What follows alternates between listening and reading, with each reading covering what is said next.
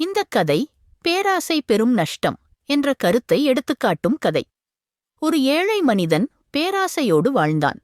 அவனுடைய பேராசை பழக்கத்தால் அவன் தன் நிலத்தையும் பணத்தையும் குடும்பத்தின் அன்பையும் இழந்தான். ஒரு நாள் அவனுடைய நண்பர் கூறினார், ஒரு மகா முனிவர் இருக்கிறார், மிகவும் சக்தி வாய்ந்தவர். அவரைச் சந்திக்கச் செல், ஒரு நல்ல வழி பிறக்கும் என்று கூறினார். 2 நாட்களுக்குப் பிறகு அந்த மகா முனிவரை சந்திக்கச் சென்றான்.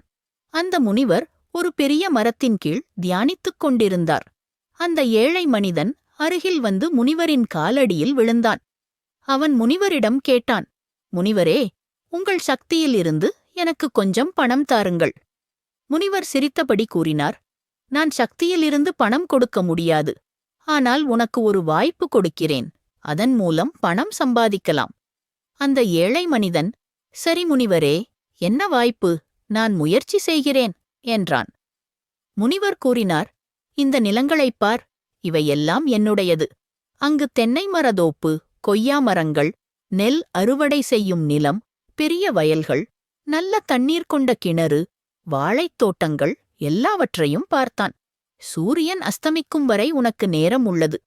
நீ ஓடிச் சென்று எந்த நிலத்தை நீ சுற்றி வருகிறாயோ அது உன்னுடையதுதான்.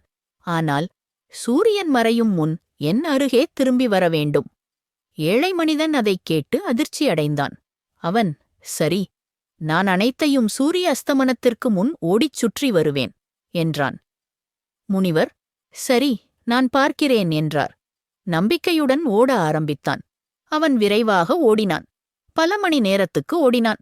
அவன் பின்னால் திரும்பி பார்த்தபோது முனிவர் ஒரு சிறிய புள்ளியாகவே தெரிந்தார். அவன் ஓடிக்கொண்டே இருந்தான். நிலத்தின் பாதி ஓடிவிட்டான். மதியத்திற்குப் பிறகு வெயில் கடுமையாக இருந்தது. அவன் சோர்வடைந்து ஒரு மர நிழலில் ஓய்வெடுக்க முடிவு செய்தான். 4 மணி நேரம் தூங்கினான். பின்னர் விழித்தான். சூரியன் மறைய தயாராக இருந்தது. அவன் அதிர்ச்சியில்